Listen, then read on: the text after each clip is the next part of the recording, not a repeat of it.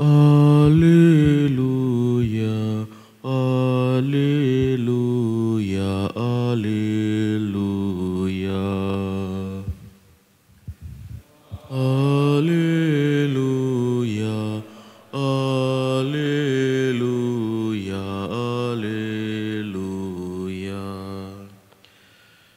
Roh Kudus akan mengajarkan segala sesuatu kepada kamu dan akan mengingatkan kamu akan semua yang telah kukatakan kepadamu.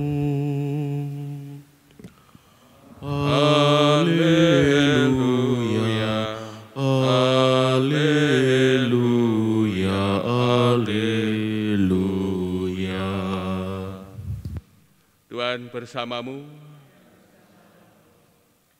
Inilah Injil suci menurut Yohanes.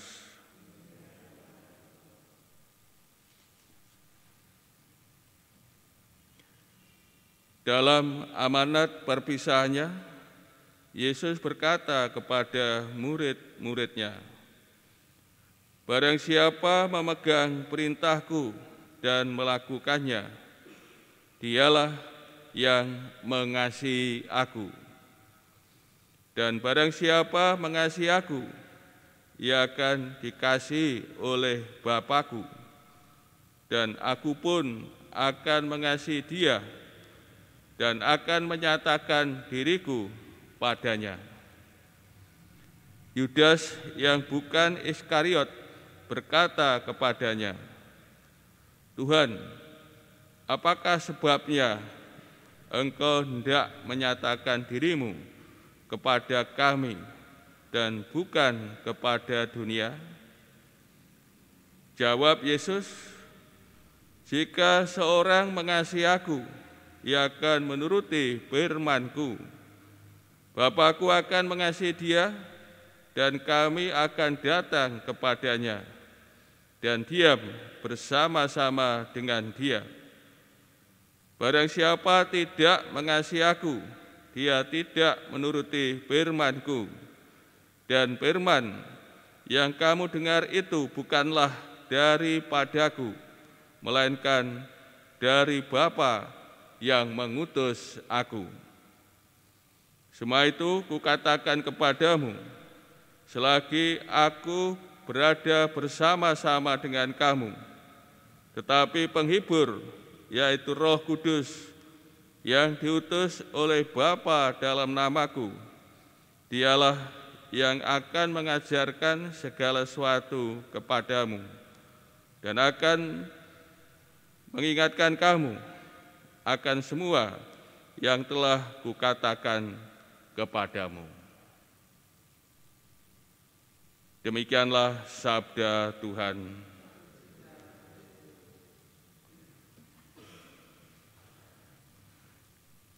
Saudara-saudari yang terkasih, dalam bacaan Injil yang telah kita dengar pada pagi hari ini, Tuhan Yesus berbicara kembali tentang mengasihi Dia dan melaksanakan perintahnya. Dalam bab 14 ayat 15, Tuhan Yesus bersabda, "Barang siapa mengasihi Dia, ia akan melaksanakan segala perintahnya." Dan dalam bacaan Injil yang kita dengar pada hari ini, rumusannya dibalik. Barang siapa memegang perintahku dan melaksanakannya, dialah yang mengasihi aku. Dari kedua ayat ini, ayat 15 dan 21, ditegaskan tentang mengasihi Yesus dan menjalankan perintahnya merupakan satu kesatuan dalam cara hidup seorang murid Kristus. Murid Tuhan Yesus dalam hidupnya mengasihi Tuhan dan melaksanakan perintahnya atau firman-Nya.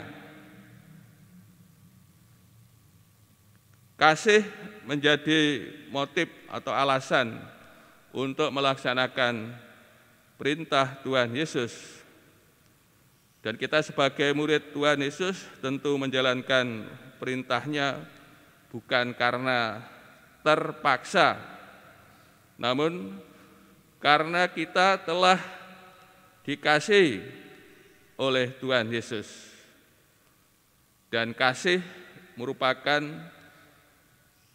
intisari dari perintah Tuhan Yesus. Saudara-saudari yang terkasih, melalui sabda ini juga mau ditekankan bahwa perintah kasih itu diulang kembali dalam sabda Tuhan ini. Kasih kepada Tuhan Yesus hanya dapat dilakukan dengan menjalankan perintah-Nya. Dan Tuhan Yesus hanya memberi satu perintah, yaitu saling mengasihi. Kasih menjadi cara kita untuk mengenal Allah sekaligus sebagai prinsip diberi kuasa oleh Tuhan. Kalau kita ingin mengenal Allah, maka kita harus hidup dalam kasih, mengasihi sesama kita dan mengasihi Tuhan. Kalau kita ingin diberi bagian dalam kuasa Tuhan Yesus, dalam karyanya, dalam pelayanannya, maka kita pun juga harus mengasihi Tuhan. Sebagaimana hal ini ditegaskan kepada Petrus setelah Tuhan Yesus bangkit, ia menampakkan kepada para murid-Nya. Dan Tuhan bertanya sampai 3 kali kepada Petrus, apakah Petrus mengasihi Yesus? Dan Petrus memberi jawaban bahwa ia mengasihi gurunya. Maka Tuhan Yesus memberi kepercayaan, gembalakanlah domba-dombaku. Hal ini diulang oleh Tuhan Yesus sampai 3 kali. Kalau kita ingin mengambil ikut serta dalam karya Yesus, maka kita pun juga harus mengasihi Yesus. Saudara-saudari kasih, melalui sabda Tuhan ini kita diingatkan akan hal yang penting, yang mendasar dalam hidup kita sebagai murid Tuhan. Hidup sebagai murid, mengasihi Tuhan dengan sepenuh hati, jiwa, kekuatan, akal budi, dan mengasihi sama seperti diri sendiri. Maka dengan demikian dan juga melaksanakan sabdanya, perintah-perintahnya, dengan kita hidup demikian sebagai murid-murid Tuhan, maka kita pun akan dikasihi oleh Bapa dan juga oleh Yesus Tuhan kita.